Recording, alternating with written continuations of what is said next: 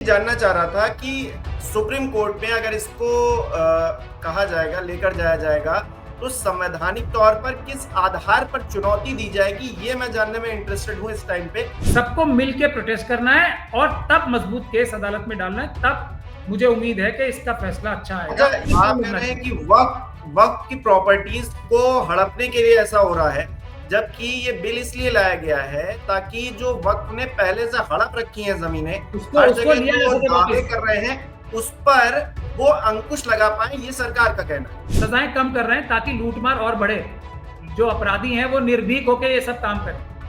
यही कथनी करनी का फर्क हर जगह देखा जाता है। मोदी जी एकदम साष्टांग प्रणाम कर रहे हैं ट्रंप साहब को, जो चाइना को 4,500 किलोमीटर जगह सुब्रमण्यम स्वामी साहब बार बार बोलते हैं दे दी। ये धारा जो आर्टिकल 1 है ना, जिसकी हमारी देश की सीमाएं चिन्हित की गई हैं, उसका कितना बड़ा हनन ये सरकार कर चुकी है। जैसे सरकार ने कहा कि किसानों की रक्षा करने के लिए हम किसान बिल ला रहे हैं, तो वो एक्चुअली किसानों के हितों की हत्या करने के लिए बिल ला रहे थे। तो वक्फ संशोधन बिल को दोनों सदनों से पास करवा लिया गया है, लेकिन विपक्ष इस पर लगातार हंगामा कर रहा है। अब बात यह आ रही है कि कांग्रेस पार्टी सुप्रीम कोर्ट का रुख कर चुकी है, कांग्रेस के नेता सुप्रीम कोर्ट का रुख कर चुके हैं और इसको चुनौती दे रहे हैं, इस बिल को चुनौती दे रहे हैं। हालांकि राष्ट्रपति की मंजूरी अभी इस पर बाकी है, लेकिन उससे पहले ही कांग्रेस के नेता वहां पहुंच गए हैं।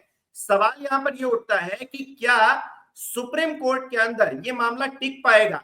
जो असंवैधानिक बताया जा रहा है कांग्रेस की तरफ से, ये पूरा वक्फ का जो संशोधित बिल है उस पर चुनौती देना कितना सही है, कितना नहीं है, इस पर बात करेंगे। एडवोकेट महमूद प्राचा हमारे साथ जुड़े हुए हैं। बहुत शुक्रिया मुझसे बात करने के लिए। महमूद सर, मैं सिर्फ ये जानना चाहता हूं इस वीडियो के जरिए, और हमारे दर्शकों के अंदर भी ये जिज्ञासा है कि जो वक्फ संशोधन बिल है ये दोनों सदनों से पास हो गया है, लेकिन अगर ये सुप्रीम कोर्ट में जाता है या फिर गया है तो फिर क्या वहां पर टिक पाएगा?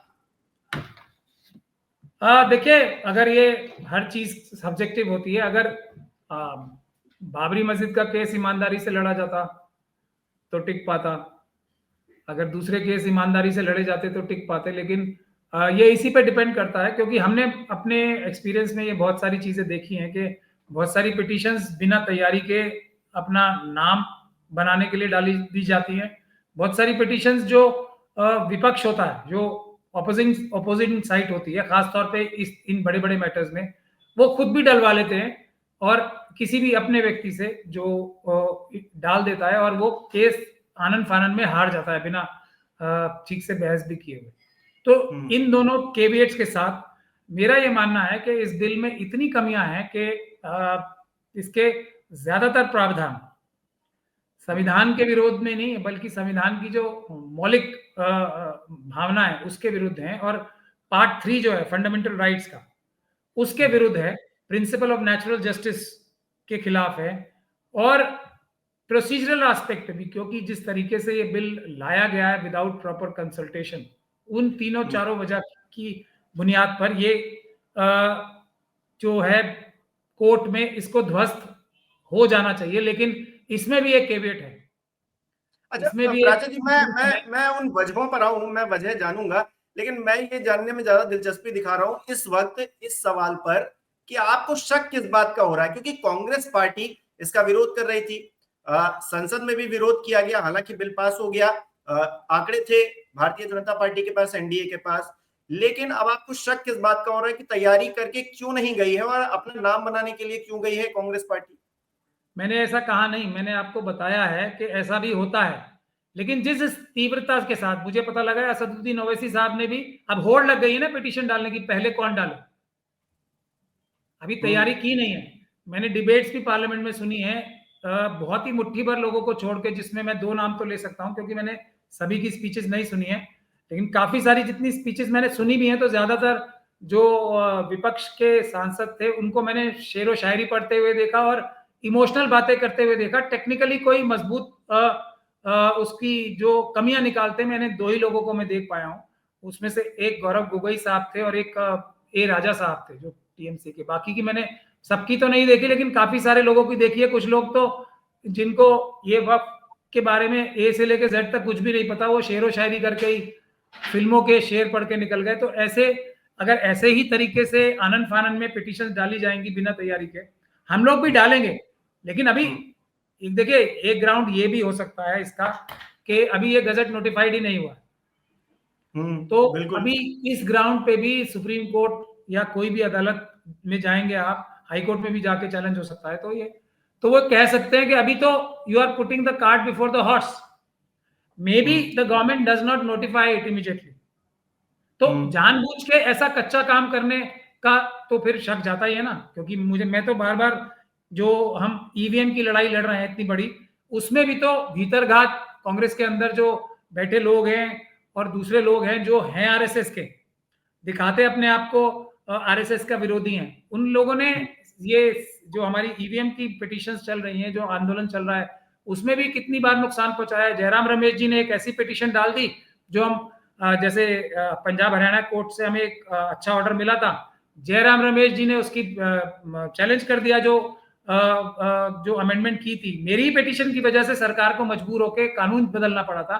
जयराम रमेश जी ने बिना कुछ सोचे समझे, और मेरा इल्जाम यही है कि उन्होंने सरकार की मदद करने के लिए पिटीशन डाल दी वो अमेंडमेंट्स को चैलेंज करते हुए बिना तैयारी के। अब उसका रीजन लेके आप देखिए अलग अलग हाई कोर्ट्स में सरकार के पास मुझे वीडियोग्राफी ना देने का एक ही जो पॉइंट वो बता रहे हैं कि जयराम रमेश साहब ने सुप्रीम कोर्ट में वो पिटीशन डाल रखी है, तो हाई कोर्ट्स को अभी इंतजार करना चाहिए जब तक कि वो पिटीशन डिसमिस ना हो जाए या उसका फैसला ना हो जाए। तो जयराम रमेश सबसे बड़े इस वक्त, जयराम रमेश साहब हमारी राह में रोड़ा बने हुए हैं कि हम वीडियोग्राफी लेके सब राज्यों की, महाराष्ट्र की, हरियाणा की और दूसरे राज्यों की, देश को दिखा दे। वो मामला जो है सो है, लेकिन ये वाला जो मामला है एग्जैक्टली वही मामला ये रिपीट हो रहा है। This is a feeling of रॉन्डव्यू जो बोलते हैं ना। तो अब वही इसमें होगा, बिना तैयारी के कूद गए, अगले दिन ही डाल दी। इतने होशियार लोग हैं ये, मैं गारंटी के साथ कहता। अच्छा, इसमें टेक्निकलिटीज क्या है जो आप जिनका जिक्र कर रहे थे, 3-4 बातों का आप कह रहे थे, मैंने आपकी बात बीच में रोक दी, जरा उनको जरा बताइए, हम लोग को आसान भाषा में बताइए कि क्या दिक्कतें हैं आखिरकार इस बिल की, आम लोग समझ पाए, क्योंकि हिंदू या मुस्लिम की बात नहीं है, कोई बिल आया है तो उस पर क्या कमियां हैं, क्या चीजें हैं, उसको हम जान तो सके, समझ तो सके। आम आदमी के लिए थोड़ा आसान सी भाषा में समझाइए। देखिए सबसे पहली और अहम बात यह है कि जिस भी चीज में हिंदू मुस्लिम किया जाता है या जिस भी समय हिंदू मुस्लिम किया जाता है, सरकार उस समय, ये नरेंद्र मोदी साहब, अमित शाह साहब, मोहन भागवत साहब और ये जो पूरा इकोसिस्टम है आरएसएस और बीजेपी का, वो उस समय कोई देश का बहुत बड़ा नुकसान कर रही होती है। कोई भी बिल अगर पार्लियामेंट में आता है, और ये हम 11 साल से देख रहे हैं, एक के बाद एक, जिस चीज के लिए आता है, जिस चीज को दिखाने के लिए आता है कि ये अच्छा काम होने जा रहा है, एक्चुअली उसकी हत्या करने के लिए होता है। जैसे सरकार ने कहा कि किसानों की रक्षा करने के लिए हम किसान बिल ला रहे हैं, तो वो एक्चुअली किसानों के हितों की हत्या करने के लिए बिल ला रहे थे सर। उसी तरह की कमोबेश कार्रवाई है, इसमें बिल्कुल भी हिंदू मुस्लिम की बात नहीं है। ये जो बिल आया है इससे, क्योंकि जो वक्फ का लैंड बैंक है वो बहुत बड़ा है, बावजूद इसके के ज्यादा बहुत सारा लूट भी लिया गया, फिर भी बहुत बड़ा है। तो अडानी, अंबानी और यूसुफ लुलू जैसे जो उद्योगपति बेईमान जिनको हम कहते हैं, और वो अपने आप को उद्योगपति कहते हैं, उनको ये जमीनें लूटने देने के लिए ये वक्फ का बिल आया है, मेरा ऐसा मानना है, और कोई वजह नहीं। और ये शुरुआत है, इसके बाद सर कैसे मतलब इस आरोप को सिद्ध कैसे करेंगे आप? मैं बता रहा हूं, पहले मैं अपनी बात हिंदू मुस्लिम पे समाप्त कर लूं अगले 30 सेकंड में।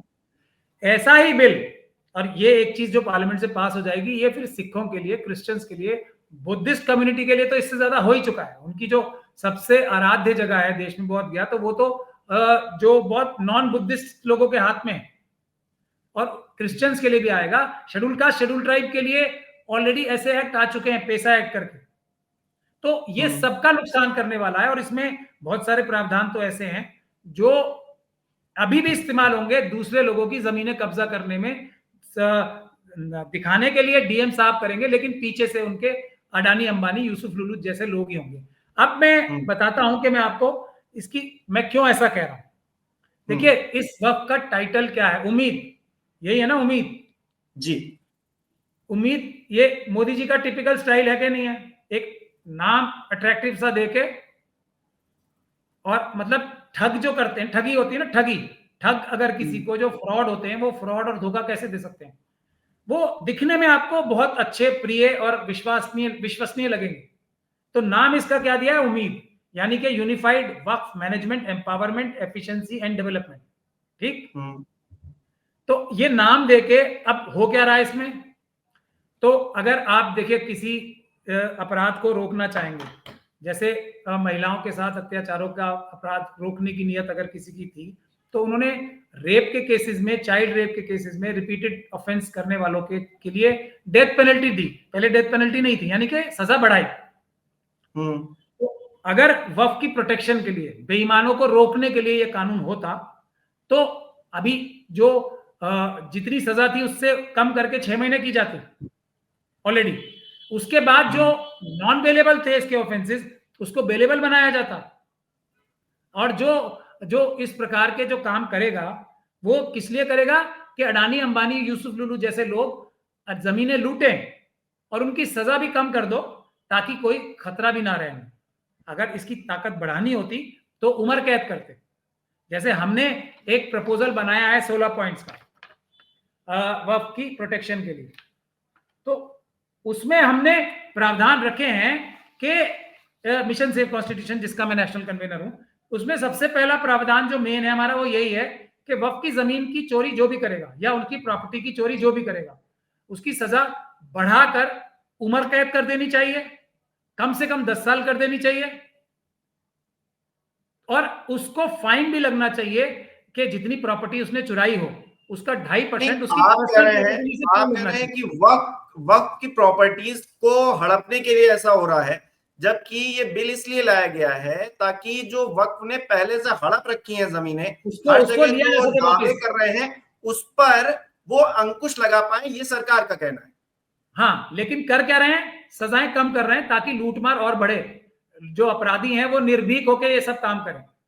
यही कथनी करनी का फर्क हर जगह देखा जाता है। जैसे अब लंबी लाइन है इसकी, आपने देखा कि नोटबंदी किस लिए आई थी? ब्लैक मनी कम करने के लिए। ब्लैक मनी और ज्यादा हो गई। टेररिज्म खत्म करने के लिए, टेररिज्म और ज्यादा हो गया। तो उसी प्रकार से किसान बिल किस लिए आया था? किसानों की रक्षा करने के लिए। और वो आया था चाइना के लोग, अडानी अंबानी जैसे लोगों के साथ मिलके सारे किसानों की जगह लूट लें। लेकिन मैं ये जानना चाह रहा था कि सुप्रीम कोर्ट में अगर इसको कहा जाएगा, लेकर जाया जाएगा, तो संवैधानिक तौर पर किस आधार पर चुनौती दी जाएगी, ये मैं जानने में इंटरेस्टेड हूं इस टाइम पे, क्योंकि आप एडवोकेट भी हैं, आप बेहतर तरीके से समझा सकते हैं, बता सकते हैं। देखिए, पहली चीज ये है कि अगर मजबूती से ये लड़ा जाएगा केस, तो मेरिट्स पे बहुत अच्छा रहेगा। लेकिन सिर्फ मेरिट्स पे अच्छा होना काफी नहीं है, क्योंकि जुडिशरी पे कितना दबाव है या नहीं है मुझे कहने की जरूरत नहीं है। 4 सुप्रीम कोर्ट के सिटिंग जजेस 2018 में ही बता चुके हैं कि जुडिशरी के ऊपर दबाव है, और जनता से उन्होंने आह्वान किया था कि आए वो हमारी रक्षा करें जुडिशरी की और जजेस की। तो उसके बाद मेरिट्स के बाद है फिर एक जन आंदोलन, ताकि अदालतों को भी ताकत मिले निष्पक्ष फैसले करने की। जन आंदोलन समेत, और जन आंदोलन सिर्फ मुस्लिम कम्युनिटी ना करे ये, क्योंकि SC ST OBC और जो मुस्लिम सिख क्रिश्चियन बौद्ध हैं सबको नुकसान करने वाला है। जो सनातन धर्म के मानने वाले हैं उनका भी नुकसान करने वाला है ये। उनकी भी जो टेम्पल्स हैं उसके लिए भी अधिग्रहण करने के लिए, और उसकी जो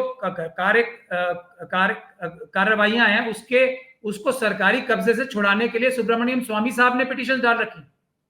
तो सबको मिलकर प्रोटेस्ट करना है और तब मजबूत केस अदालत में डालना है, तब मुझे उम्मीद है कि इसका फैसला अच्छा आएगा। योगी आदित्यनाथ की सरकार ने उत्तर प्रदेश में अभी कहा है कि जितने भी DM हैं, जितने भी जिलाधिकारी हैं, उनसे कहा है कि ऐसी प्रॉपर्टीज का पता लगाइए जो उसमें नहीं है, मतलब रेवेन्यू रिकॉर्ड में नहीं है, उनका पता लगाइए। तो पता चला कि बहुत सारी जो प्रॉपर्टीज हैं, जैसे मैं आपको बताता हूँ, रेवेन्यू रिकॉर्ड के मुताबिक सुन्नी वक्फ बोर्ड के पास जो है 2500 प्रॉपर्टीज है, और शिया वक्फ बोर्ड के पास 430 है।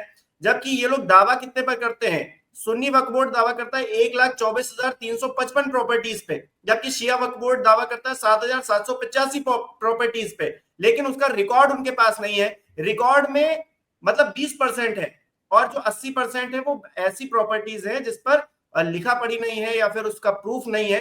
क्या उन प्रॉपर्टीज को लेकर खतरा है, आपको लग रहा है? और ऐसी प्रॉपर्टीज पर कैसे समन्वय बैठ पाएगा, जरा बताइए, आप ही बताइए। देखिए, पहली बात यह है कि ऐसा है या नहीं है, इसका फैसला कौन करेगा? हमारे देश में तो एक ही तरीका है कि ये बात जो है योगी सरकार ने सच बोली है, क्योंकि मेरा तो फॉर्मूला सीधा है, जो भी आरएसएस और बीजेपी के जितने बड़े नेता होंगे वो उतना ही बड़ा झूठ बोलते हैं, ऐसा मैंने पाया है। तो अब क्योंकि योगी जी ने कह दिया ये बात, तो ये क्या, ये एकदम सत्य हो गई बात? पहली बात ये है। इस बात का वजह क्या है, अगर ऐसा है भी या कुछ हद तक ऐसा है, तो वो है सेक्शन 5 वक्फ एक्ट जो अभी एग्जिस्टिंग है। उसमें वक्फ की अगर प्रॉपर्टीज नोटिफाई होती हैं तो रेवेन्यू रिकॉर्ड्स में ऑटोमेटिक चेंज होने का प्रावधान ऑलरेडी है। तो वो अगर सरकारी अधिकारियों ने, रेवेन्यू जो ऑफिसर्स हैं, उन्होंने एक पार्लियामेंट के कानून के डायरेक्शन के खिलाफ जाके अगर वो प्रॉपर्टीज रेवेन्यू रिकॉर्ड में नहीं चढ़ाई हैं, तो गलती तो योगी जी के सरकारी अधिकारियों की हुई ना, कि वो कानून का उल्लंघन करके कार्य नहीं कर रहे हैं। तो उसकी सजा किसे मिलेगी? जो पीड़ित पक्ष है। यही है चाल, चरित्र और चेहरा। और ये सब टेक्निकल बातें समझने के लिए थोड़ा मैं क्योंकि आप एडवोकेट हैं, मैं जो चीज समझना चाह रहा हूं वो आ नहीं पा रही। मैं जानना चाह रहा हूं क्या वक्फ बोर्ड बिल से संविधान के मूल ढांचे को ठेस पहुंची है, और अगर पहुंची है तो सुप्रीम कोर्ट में क्या दलीलें पेश की जाएंगी? एज एन एडवोकेट आपको क्या लगता है? मैं वही तो बोल रहा हूं ना। पहले तो सबसे बड़ी बात यही है कि आप पहला जो, अगर मैं सीक्वेंस बताऊं तो कई घंटे लग जाएंगे आपको बताते हुए, क्योंकि 44 नहीं, मुझे छोटे छोटे पॉइंट्स में आम लोगों के बड़े बड़े पॉइंट्स में बता देता हूं आपको जी। आप हिमांशु जी, आप एक भारत के नागरिक हो, आप कुछ अपनी प्रॉपर्टी अर्जित करते हो अपनी तनख्वाह से या कोई बिजनेस करके। अब आपको हक होना चाहिए कि नहीं होना चाहिए कि आप इससे, अगर चाहो तो, मैं आपका एग्जांपल देके बोल रहा हूं, आप बुरा मत मानिएगा। नहीं, आप बताइए।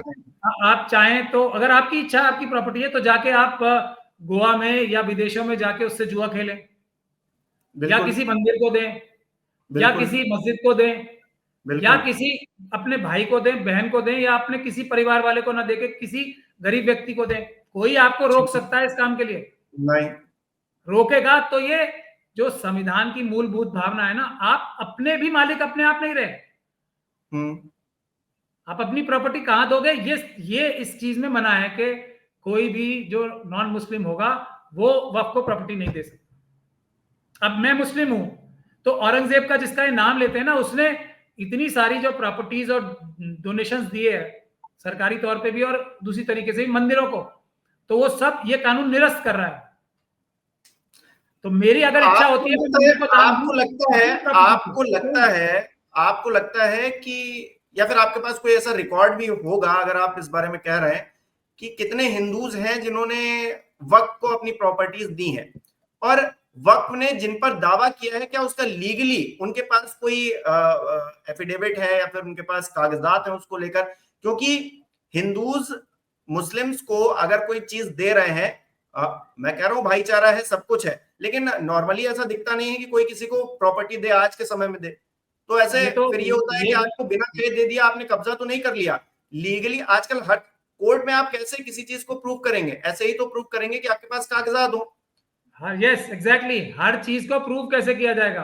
अदालत में कागजात हो या नहीं हो, तरीका एक ही है, कोर्ट में प्रूव होगा। यही तो हम कह रहे हैं, लेकिन वो ये कह रहे हैं कि आप देंगे। गवर्नमेंट तो कह रही है ना कि कागजात आपके पास नहीं है, तो इसकी हम जांच करेंगे, उस व्यक्ति से मिलेंगे, उसके परिवार से मिलेंगे, हम जानेंगे, परखेंगे चीजों को। तो इसमें गलत क्या है? तो ऐसा पहले नहीं होता था, ये किसने कहा है? आप देखिए, आप तो चैनल 4 पे हैं। ये सब जो झूठ है, जो ये क्रिमिनल मीडिया है ना, जो टेलीविजन और ये जो न्यूज़पेपर्स हैं बड़े बड़े, ये सब क्रिमिनल्स हैं। ये उस गैंग का हिस्सा हैं जो ये अडानी, अंबानी, यूसुफ लुलू जी को ये सारी प्रॉपर्टियां चोरी करने के लिए मौका दे रहा है। ये सब आप उनकी बातें सुन के, ऐसा किसने कहा है कि एक ही प्रॉपर्टी? देखिए, मैं आपको मैं सिर्फ ये जानना चाहता हूँ, मैं किसी पे कोई आरोप नहीं लगा रहा हूँ, मैं सिर्फ मैं आपकी बात समझ गया, जानना चाह रहा हूँ। मैं आपकी बात समझ गया। मामला संसद में अगर पहुंच रहा है तो संवैधानिक नजरिए से क्या वो स्टैंड कर पाएगा, मैं ये जानने की कोशिश कर रहा हूँ। कोई आरोप नहीं है, कोई प्रत्यारोप नहीं है, और मैं कौन होता हूँ किसी पे आरोप लगाने वाला? नहीं, जो आप सरकार नहीं, कह रही है मैं वो बात कर रहा हूँ। पूरे देश में बहुत सारे लोग ये टेलीविजन देख के मिसगाइड हो जाते हैं। जो भी है टेलीविजन पे बोला जाएगा वो झूठ ही बोला मैं आपके जाएगा। साथ बैठा हूँ सर, नहीं, इसीलिए हाँ, कि वो मिसगाइड ना हो, चैनल 4 तथ्यों पर बात करें, तथ्यों को जाने और कहें कि 4 PM तथ्य का ये ये है, वीडियो देखकर महमूद प्राचा जी से हमने ये जाना है, ये संवैधानिक तौर पर ये बातें हैं, क्योंकि वो एडवोकेट हैं, जो बातें कह रहे हैं बड़े ही संवैधानिक तरीके से कह रहे हैं, अपनी पूरी जिम्मेदारी के साथ कह रहे हैं, इसीलिए आपके साथ बैठा हूं सर। तथ्य ये है कि सेक्शन 4 में जो वक्फ सर्वेयर होता है ना, वो सीनियर गवर्नमेंट ऑफिसर होता है जी। एक भी ऐसी प्रॉपर्टी जिसका उसका लंबा प्रोसीजर होता है वक्फ की प्रॉपर्टी किसी को डिक्लेयर करने का, बहुत लंबा प्रोसीजर होता है, जिसमें वक्फ सर्वेयर जो गवर्नमेंट ऑफिसर है वो सभी पक्षों को बुलाते हैं, सभी गवर्नमेंट एजेंसीज को बुलाते हैं, उनके जो ऑब्जेक्शंस होते हैं या उनके सजेशंस लेके तब अगला कदम आगे बढ़ाते हैं। फिर वो पूरी दुनिया के सामने भी प्रपोजल रखते हैं, किसी और का कोई हक तो नहीं बनता। तब जाके इतनी मुश्किल प्रक्रिया के बाद जो वक्फ की प्रॉपर्टी गजट होती है, वो भी सरकार करती है गजट। सरकार जब खुद करेगी तो उसको लगेगा कि किसी सरकारी प्रॉपर्टी को वक्फ की प्रॉपर्टी बता दिया गया, तो सरकारी अधिकारी खुद गजट करेंगे क्या? लेकिन माहौल क्या ये झूठे लोगों ने बना रखा है, आरएसएस, बीजेपी के और ये उनके क्रिमिनल मीडिया ने, जो उनके सपोर्टर्स हैं, कि वक्फ बोर्ड किसी भी जगह पे अंगूठा रखेगा तो वो प्रॉपर्टी उसकी हो गई। प्रॉपर्टी होने के लिए उसको इतनी लंबी एक्सरसाइज होती है। अब बताइए इसमें क्या कमी है? अब आप मुझे एक भी प्रॉपर्टी बताइए जो ये झूठ बोलते हैं कि इसके इस प्रोसीजर को फॉलो किए बगैर, नहीं सुनिए, इस प्रोसीजर को जो मैंने अभी आपके सामने बताया है, फॉलो किए बगैर एक भी प्रॉपर्टी वक्फ गजट में हुई है या नहीं हुई है? नहीं हुई आज तक, पहली बात। दूसरी बात कि जैसे ही जो सरकार की कमी है, जैसे ही ये वक्फ में गजट होती है प्रॉपर्टी, इसको ऑटोमेटिकली रेवेन्यू रिकॉर्ड में डालना चाहिए। ये सरकारी अधिकारियों की जिम्मेदारी है, सरकार की जिम्मेदारी है। वो नहीं किया तो ये अपराध है ना। ये है सच्चाई जो बहुत लोगों को पता नहीं है। अब झूठ बोल के बोल दिया, बोल दिया तो वक्तियों की प्रॉपर्टी। एक चीज महमूद जी, मैं एक चीज और जानना चाहूंगा, ये पूरा जो बिल है, इस पूरे बिल में ही खामी है, इस बिल को ही हटा देना चाहिए या फिर इसमें कोई चेंजेस करके इसे लागू किया जा सकता है? देखिए, चेंजेस तो क्योंकि जेपीसी के पास तो गया था, चेंजेस भी हुए हैं।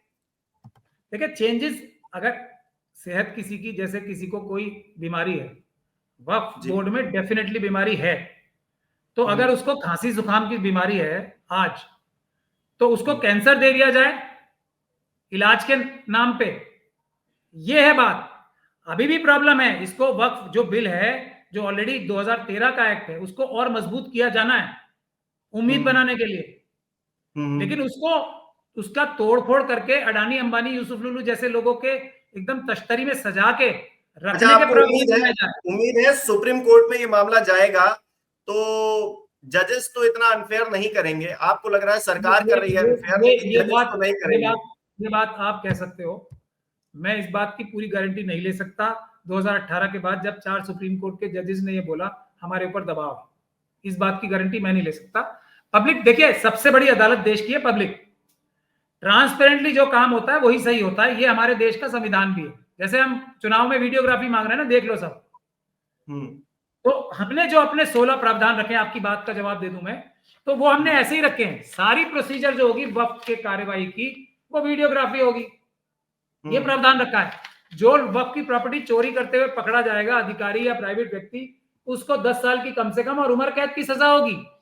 पूरी वक्फ प्रॉपर्टी का एक वो मैप बनेगा। वामसी नाम के ऑलरेडी कितने करोड़ों रुपए सरकार जो है ना, ये सरकार भी और पहले भी दे चुकी है, और वो सब ज्यादातर चुराए जा चुके हैं। ये डिजिटाइजेशन का जो झूठ बोल रही है ना सरकार के, अब हम डिजिटाइजेशन करेंगे, वो तो ऑलरेडी वामसी एक इनका प्रोजेक्ट है, उसमें करोड़ों रुपए खर्च हो चुके हैं। कितने चुराए गए हैं वो आप लोग इन्वेस्टिगेट करके देखिए। तो ये सब चीजें जी। अच्छा महमूद प्राचा जी, मैं देख रहा हूँ आपके पीछे दीवार पर अंबेडकर साहब की तस्वीर लगी हुई है। अंबेडकर साहब आज के समय होते अगर, तो क्या कहते इस बिल को लेकर? उनके क्या विचार होते, आपको क्या लगता है? उनके विचार यही होते कि मैंने, यानी कि बाबा साहब कह रहे हैं, मैंने मनुस्मृति जला के अपना संविधान लाया था, देश का, भारत का संविधान लाया था, ये लोग मेरा संविधान जला के मनुस्मृति वापस लाना चाहते हैं, यही कहते वो। सिर्फ इस बिल को लेकर?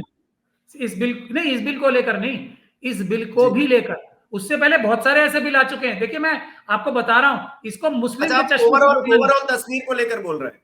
हाँ, ये किसानों का बिल क्या था, आप देखिए ना, अभी जो टैरिफ, उसमें मोदी जी एकदम साष्टांग प्रणाम कर रहे हैं ट्रंप साहब को। जो चाइना को 4,500 किलोमीटर जगह सुब्रमण्यम स्वामी साहब बार बार बोलते हैं, दे दी। ये धारा जो आर्टिकल 1 है ना, जिसकी हमारी देश की सीमाएं चिन्हित की गई हैं, उसका कितना बड़ा हनन ये सरकार कर चुकी है। ये सब चीजें हैं ना, जो देश की संपदाएं हैं सारी लूट के, आप देखिए 4-5 गुना देश के ऊपर कर्जा बढ़ा दिया। ये सब क्या है? बैंकों को, अभी बैंकों ने 16 लाख करोड़ रुपए मतलब ऐसे लोगों को दे दिए, इनका एनपीए डिक्लेयर करा दिया। ये सब क्या है? ये तो उसी सीरीज में एक और एक्ट है। कोई जैसे चुनाव का सबसे बड़ा है, सबसे बड़ा जो बाबा साहब को तकलीफ होती है कि जो एक वोट का अधिकार मैंने दिया है हर एक नागरिक को, देश का मालिक बनाया है बराबर का सबको, वो मशीनों के माध्यम से छीन लिया। अब मशीनों के पीएम है, ईवीएम के पीएम है, जनता के पीएम ही नहीं है। ये सब चीजें, सबसे बड़ा तो आघात बाबा साहब को यही लगता, वोटों की चोरी का। ठीक है महमूद जी, बहुत बहुत शुक्रिया, आपने समय दिया अपना, और हमारे दर्शक भी काफी सवालों के जवाब जान गए होंगे। जो नहीं जाने होंगे, मैं फिर से कोशिश करूंगा कि उनके सवालों को लूं और आपके सामने आऊं। बहुत बहुत धन्यवाद आपका जुड़ने के लिए। तो कुल मिलाकर महमूद प्राचा जी भी यही कह रहे हैं कि तैयारी के साथ सुप्रीम कोर्ट जाना होगा, और वहां पर ये जो बिल है, इसके खिलाफ जो याचिका होगी वो स्टैंड कर पाएगी तभी जब तैयारी के साथ जाएंगे। अगर ऐसे ही चले जाएंगे तो फिर खारिज भी हो सकती है। हालांकि अभी इस बिल को नोटिफाई होने में, क्योंकि अभी राष्ट्रपति के पास जाएंगे, वहां पर राष्ट्रपति के सिग्नेचर होंगे, तभी कुछ आगे कार्रवाई होगी, तभी ये लागू हो पाएगा। फिलहाल के लिए समय है, लेकिन कांग्रेस पार्टी ये कह रही है कि हम सुप्रीम कोर्ट जा रहे हैं, उनके नेता पहुंच भी चुके हैं। तो ऐसे में आगे क्या होता है, अपडेट आपको 4 PM पर मिलती रहेगी। बने रहिए हमारे साथ। नमस्कार।